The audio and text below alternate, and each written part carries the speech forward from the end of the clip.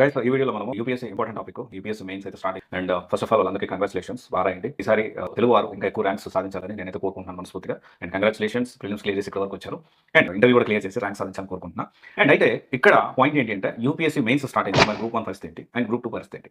జనరల్గా మనము ఈ యూపీఎస్సీ అనేది చాలా సిస్టమేటిక్గా నాట్ ఓన్లీ యూపీఎస్సీ తర్వాత చూసుకుంటే ఎస్ఎస్సీజీఎల్ కానివ్వండి, లేకపోతే ఆర్బీఐ కానివ్వండి, నాబార్డ్ ఎగ్జామ్ కానివ్వండి, ఇలా సెంట్రల్ గవర్నమెంట్ సంబంధించిన ఏదైతే ఎగ్జామ్స్ ఉన్నాయో రైల్వే కానివ్వండి, సో రైల్వే మేబీ కొన్నిసార్లు పోస్ట్పోన్ అవ్వచ్చేమో మేబీ. అండ్ మోస్ట్లీ ఏంటి అంటే ఈ ఎస్ఎస్సీజీఎల్ ఒక స్కెడ్యూల్ రిలీజ్ చేస్తారు. ఎస్ఎస్సీజీఎల్ కానీ లేకపోతే యూపీఎస్సీ ఏదైతే మనకి ఎవ్రీ ఇయర్ ఒక స్కెడ్యూల్ రిలీజ్ చేసి క్యాలెండర్ రిలీజ్ చేసి ఈ టైంలో బాబు ప్రిలిమ్స్ ఉంటుంది, ఈ టైంలో మెయిన్స్ ఉంటుంది, ఈ టైంలో దీనికి సంబంధించిన ఇంటర్వ్యూ ఉంటుంది, ఇప్పుడు రిక్రూట్మెంట్ అయిపోతుందని చాలా క్లారిటీగా క్రిస్టల్ క్లియర్గా మెన్షన్ చేయడం జరుగుతుంది.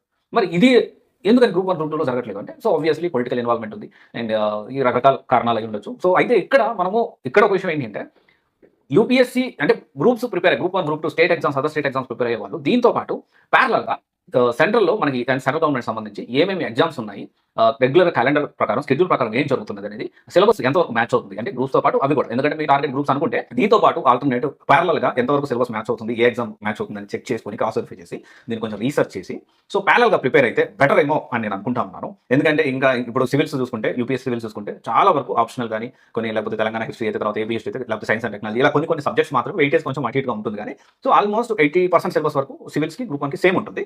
సో ఇప్పుడు ఏంటి అంటే ప్రతి ఒక్కరు కూడా ఆలోచించాల్సిన విషయం ఏంటి అంటే దీని గురించి మనం బాధపడి దాని గురించి గ్రూప్ 1 మెయిన్ జరగట్లేదు, గ్రూప్ 2 మెయిన్ సరిగ్గా జరగట్లేదు అని ఆలోచించడం కంటే కూడా జరిగినప్పుడు జరుగుతుంది, నేను సిద్ధంగా ఉంటాను, ఖాళీగా ఉండకుండా మనం ప్యారల్గా సిమిలర్గా ఏ సిలబస్ మ్యాచ్ అవుతుందో చూసుకొని ప్రిపేర్ అయితే చాలా బెటర్ అని నేను అనుకుంటున్నాను. సో ఒకవేళ మీకు ఇది నచ్చినట్టయితే మీరు ప్లాన్ చేసుకొని జాగ్రత్తగా ప్రిపేర్ అయ్యి సో టైం వేస్ట్ కాకుండా చూసుకోండి. ఎందుకంటే చాలా సంవత్సరాల నుంచి ఒకటే ఎగ్జామ్ పట్టుకొని కూర్చొని జీవితాలు పెట్టుకోవడం కూడా కరెక్ట్ కాదేమో నేను అనుకుంటున్నాను.